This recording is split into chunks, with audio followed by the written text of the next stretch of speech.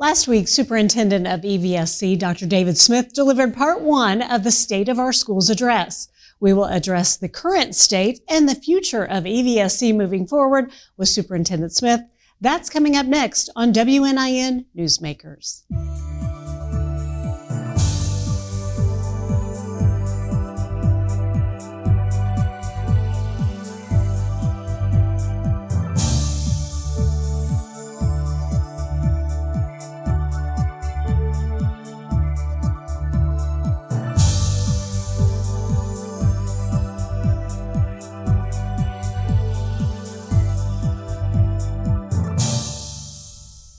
We're joined by Superintendent Dr. David Smith. Just last week, Dr. Smith delivered the first of three parts of the State of Our Schools address for Evansville Rotarians. We have Dr. Smith with us to go over his priorities for the EVSC in the years to come. Dr. Smith, thank you so much for joining us. It's my pleasure. So the State of the Schools address has a lot of information in it. Of course, how do you prepare for that, and how do you decide what you're going to put in that type of address? That's actually much more difficult than I think people would imagine. So much actually gets left on the cutting room floor, but I think that's also why we wanted to take a different approach this year. And instead of touching many things just on a surface level, we wanted to take a much deeper dive on things that we really believe are transformational in education. For those who haven't had the opportunity to see the address yet, give us a little bit of an overview of what you included this year and what was different this year in this year's address as opposed to years past. Well, this year we wanted to take a more global position really when it comes to education, because I think we're really at a crossroads. For the agenda, if you will, was why does education need to be transformed, and then what does that look like, and really how do you do that? Sounds like a brief agenda, but there are so many things that are involved with that. And the reason why it's a three-part series is that there is so many good things going on within EVSC that I think really could frame the educational landscape in our nation for decades to come.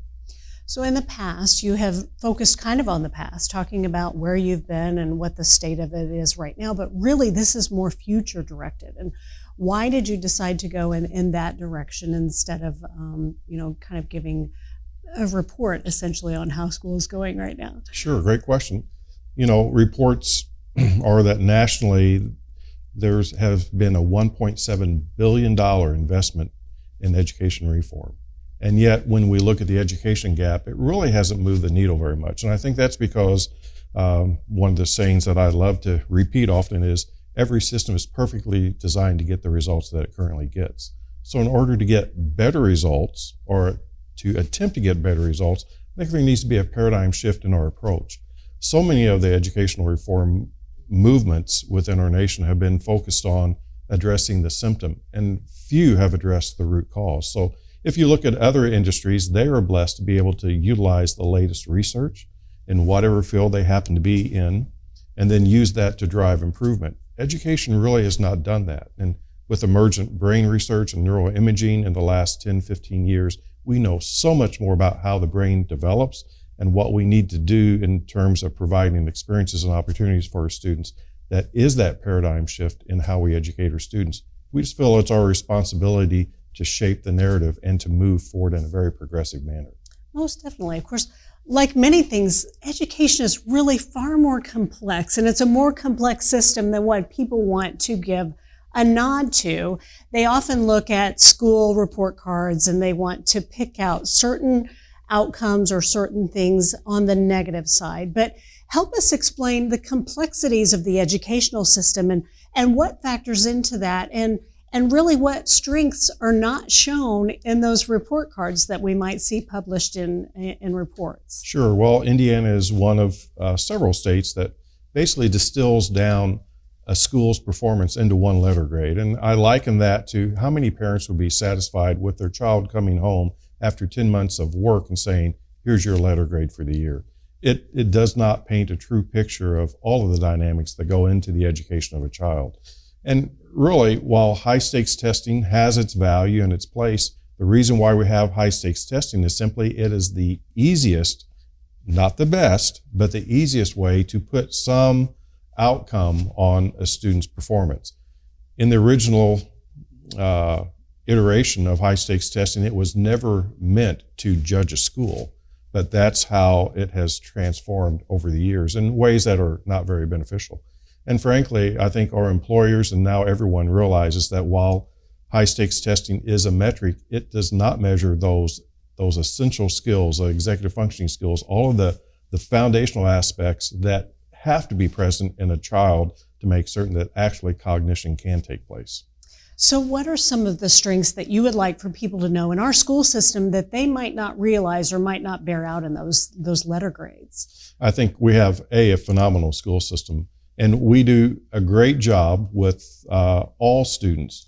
There are students that I would call easy to educate students. Everybody does a great job with those. There are also students that have multiple barriers in their life, and that's where I think EVSC is making tremendous progress, because we are applying what we know about how the brain develops and what needs to take place, not only within the experiences of the child, but just from a biological perspective of what needs to be present in a child's life, so that we can then move up the ladder, if you will, to make certain that those executive functioning skills are present where they can be developed and practiced, that then leads to cognition.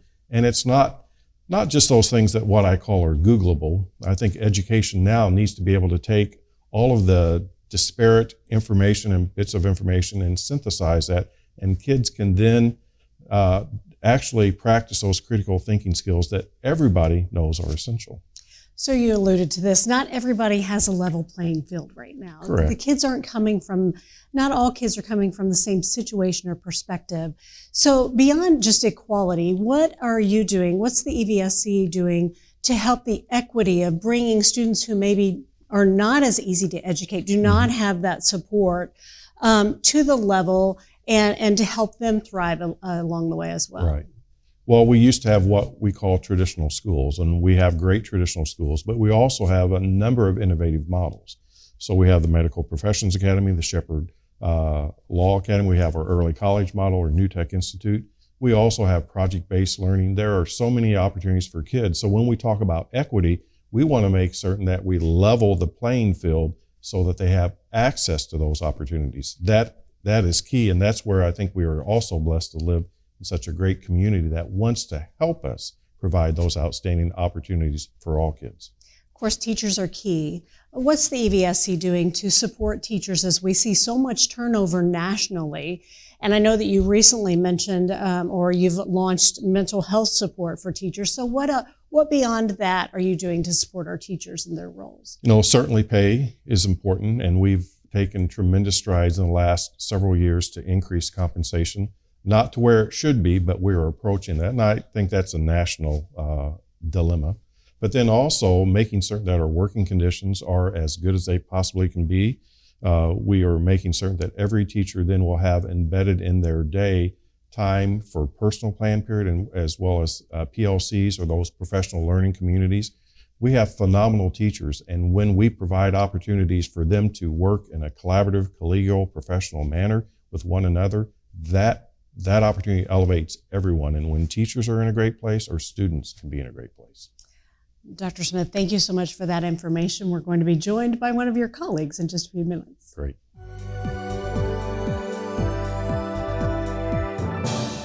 Now we're also joined by Susan Phelps. Susan is the Chief Officer of Neuroeducation for EVSC. Thank you so much for joining us. Thank you.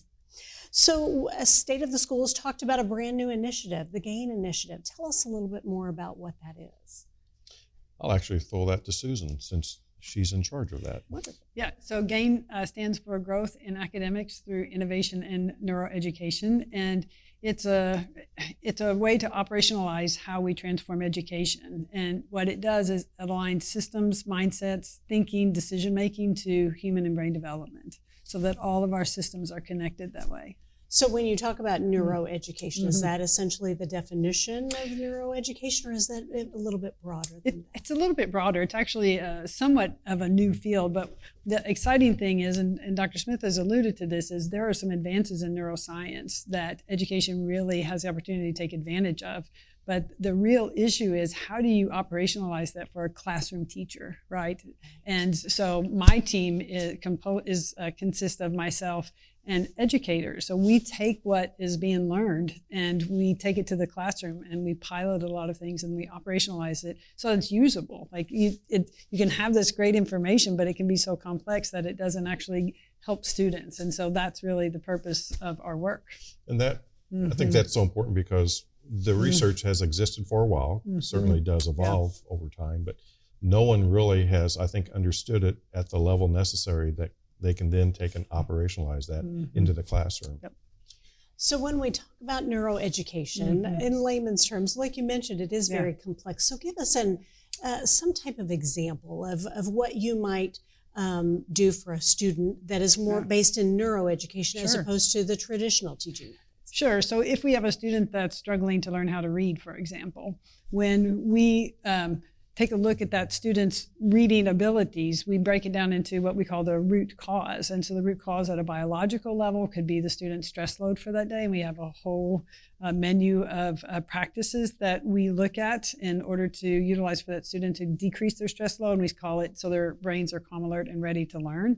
So when they have the fuel for learning, then we evaluate whether or not they have the adequate executive functioning skills, working memory, self-control, focused attention, cognitive flexibility. Those are foundational to learning how to read, right? So and this is just an example. So if you're a new reader, the letter A makes this sound, you have to be able to focus your attention, you have to remember the sounds, and then when you're reading the word, you've got to put the sounds together. Those are all executive functioning skills. And then I say cat, right? So now you've moved into a higher level of thinking. But those are all layers of work. So it's not just, I think Dr. Smith has alluded to this, some of our solutions in the past would be, we need a different curriculum, it's not well aligned, or we need more time in reading.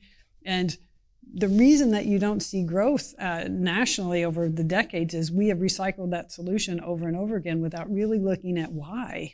Because they are really good curriculums and we have great teachers, but there's other biological reasons why our students are struggling to make those gains, and that's what we're addressing. So I think another way to look at it is when a student struggles with math, the first go-to response is, we'll give them more math. Well, while that may be logical, on a certain level, it really does not address the root cause. So I think many people will remember their classrooms and in terms of classroom management or behavior, while students needed to be quiet and sit still, all facing the teacher. Well, we know that that's not really the best way for students to learn, for any student to learn.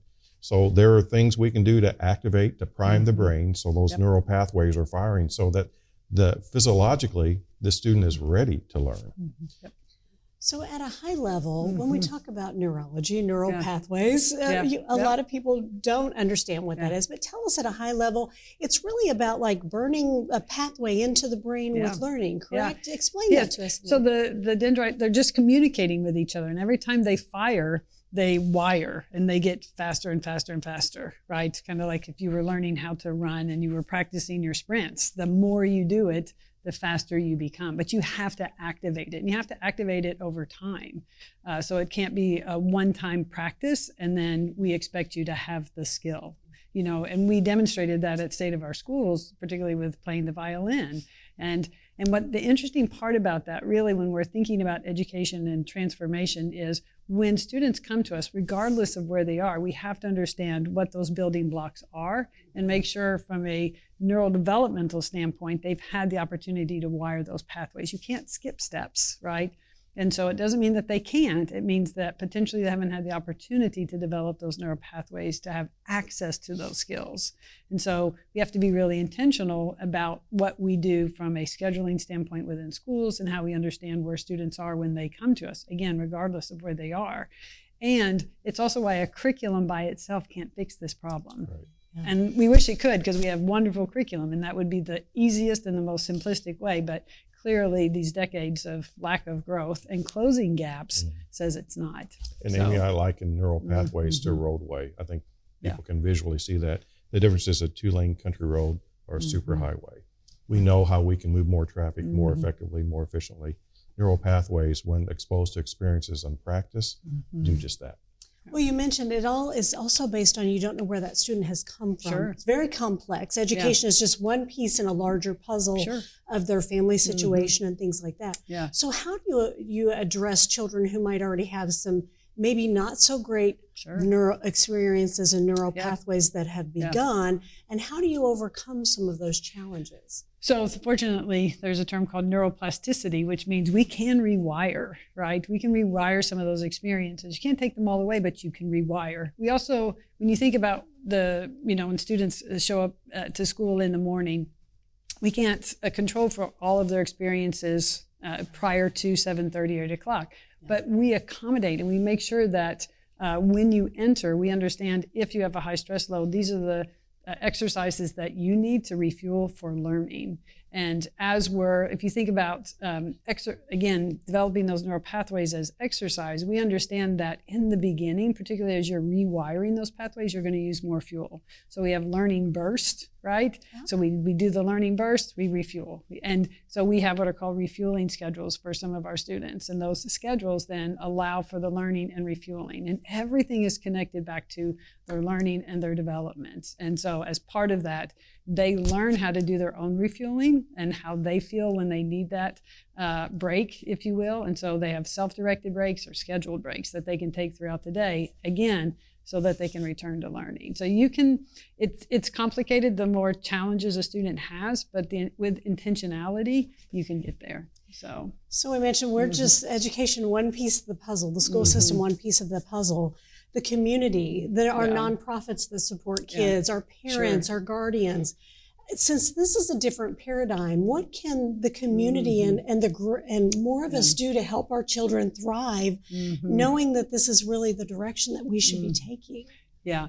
So on the community level side, that is one of the reasons that we introduced mind-body medicine, so that we could really bring in the community to help support, the development of resilience, but also when things happen, because things do, that the community is empowered to be able to respond in a way that is helpful.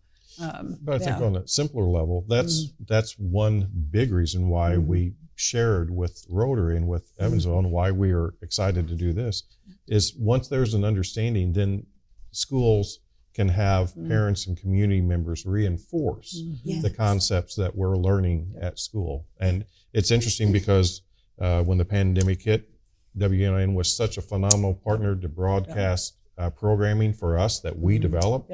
And then we actually heard the language that we were using, like calm, alert, ready to learn, and deep breathing, how you can relax to refuel, things like that. That was being translated and transferred to our families. So if we all work together in the same direction, we can get there quicker. Yeah, it takes a village, doesn't it? Most definitely. So how long before we see some of the benefits of these changes? I mean, we're talking long term, really. Well, I think the interesting part about that, and because we introduced some of the work to our classrooms 2 years prior to the pandemic, so we were already engaged in some of the work. And one of the things that I always think is wonderful to think about is the kids that were kindergartners that first year, they don't know school was ever any different. Oh, right. Right. And so they have been developing that self-awareness for years. And you can hear it in their language and their refueling breaks. They help each other. And so they're moving into another level of cognitive development where we're working more on persistence and growth mindset. It takes just a little bit of higher level of thinking to be able to do some of those things. We're developing those neural pathways, and now we're introducing those concepts. So we really should, now that we're coming out of some of the accommodations we needed to have for COVID, I think you'll really be able to see our kids blossom. I would also say from just a numbers standpoint, we'll actually be able to collect data next year that's reliable and validly linked to the work. We couldn't really do that with COVID because kids were in and out. And but we were on track, and then COVID hit, and then we were supposed to have some really great outcomes, we believe, but we lost all our data. We lost the data because of COVID. So a little derailed, but it's okay. We're back. We'll be back on track starting in August, and we'll definitely have data we'll be able to show and report on beginning next year. So for the parents who are aware of the change in paradigm, and also for the teachers, what's been the response? How are they reacting to this paradigm? Not only parents, but in the State of the School address, we approached our employers. For instance, change. Everybody talks about change, but change is difficult. We are actually biologically wired against change. Brains are prediction machines. Anytime there's change, We kind of rail against that. Well, there's a physiological basis for that. I think just knowing that one simple fact helps everybody. So when folks are more informed about this and the science behind this, then it makes sense for everybody. So yeah, hope that's somewhat of an answer, but this is applicable to everyone. So you had mentioned in the address, our schools and our classrooms really look like they did many decades ago. What do you see for the future of both faculty and staff and students now? Yes, I specifically recall saying if you walk into classrooms across the nation, you're still going to see many classrooms look as they did in the 1950s. We're blessed that we've invested a lot of time and effort into working with teams, with our students, group work, project-based learning. So we hope that our students are not doing worksheets, that it's not only teacher-led and teacher-driven, but all of the things that you would expect to see in the workplace, you should also expect to see in our schools. All right. Well, and so, again, how the systems are so complex, and how can parents, knowing that this transition is coming, we say calm, alert, and ready to learn, is that correct? Yes. So how can parents really get their students ready for homework at night? So many parents are pulled in so many different directions with children in many activities. What types of tools and tips can you give to the guardians or the people that are spending time with the students to get them ready to finish their homework and things like that? So particularly with our younger grades, one of the things that we have on they're called the GAIN lessons. The students receive those daily. There are activities that they can do with parents at home at the end of the day, and those can be accessed on the school websites. They should be able to pull them down and be able to get that activity. The classroom teachers have them, the classroom teachers can send them home, and they did those during the pandemic. So all of that was available to families if they want to learn how to help their students refuel for learning once they get home. The students also, as they progress through, should also be able to do some of them independently. So, and then two simple tips. Unstructured playtime is critically important. Yes. And hydration, water, actually helps in the chemical processes that are so essential in the brain. So drinking water is so important. So I have to ask, Yes. Technology has taken over our lives. Sure. And sometimes parents struggle to get the tablet or the phone out of the child's hands, and they want them to be outside in unstructured playtime. How can we both capitalize on the benefits of technology, but then also, is it more important to also put that tablet down and creatively imagine and pretend and things like that? Yes, I think everything should be done in a balance, and I think technology has actually swung the balance in an unhealthy state. Technology is incredibly important and beneficial when used the right way and within balance. But I think it's difficult for families to engage in a family activity when everybody's on their tablet. I'd suggest this is great for family involvement, for families to get together, to walk, to engage in one another, to play a simple game. Well, we can all do this, can't we? I mean, as adults, the growth mindset, and we can retrain our brains as well and learn this way. Yes, Absolutely. we can. So beyond that, you had mentioned that this was the first State of the School address of 3. So kind of projecting into the future, what do you hope to cover in your next States of the School address? The next segment will be a very deep dive into GAIN. So we will take what we've learned throughout the last 7 years and then talk about how it is being operationalized and how there's some national attention on Evansville and specifically EVSC because of our work. And then the third, which I believe is November the 15th, that will be talking about our continuous improvement process and how we are aligning all of our systems and structures through that GAIN framework and lens. So, and we don't want to end on a negative note, but we talked a lot about the strengths. Let's talk a little bit about the challenges that you need to overcome, even in implementing GAIN, implementing some of the changes. Again, you say change is hard. How do we get past some of the challenges? Well, within every challenge is an opportunity. And if we practice medicine like we did in the 1950s, I don't think anyone would think that would be appropriate. So we should not practice education like we've done for the last 70 years. There's a better way. And in that better way, there is an opportunity. Because of that opportunity, there is hope. So it does take time, but I think when everybody understands the why and the rationale behind this, then it's easy then easier to marshal the support necessary so that our teachers, as they're in university setting, being trained as teachers, that training will be more reflective of the future than it is the past. We can do this in this community. We can get this done. So coming back to neuroeducation, it sounds like it's very important for the kiddos, but how do you also translate this into middle school and high school and beyond in developing employable soft skills and things like that? So the nice part is just from the GAIN curriculum that we have, particularly the lessons that the students, the teachers teach with the students daily, those lessons that they have in lower elementary prepare them for some of the activities, again, that they'll do in middle school and high school. So it doesn't look the same as the student gets older, in the upper grades. They'll actually engage in more work that practices with critical thinking, problem solving, collaboration, the skills that we look for with respect to employability. So they actually, that's the group work that Dr. Smith was alluding to, that the kids actually engage in. Those are part of the lessons that they have daily. You still have to have explicit instruction and a knowledge base before you can get to practice. So you have to be really intentional in that sequence. So before we end, Dr. Smith and Ms. Phelps, anything else that you want people to know about this wonderful initiative and what you're trying to accomplish? Well, stay tuned and come aboard as a partner. Help, right? Yes. Again, we talk about it takes a village, and all of us can have a role in this. Yes. Thank you so much for your time. We appreciate your information. Thank you. Thanks to our guests for joining us to let us know more about the state of our schools. We'll see you next week. Thank you for watching WNIN Newsmakers.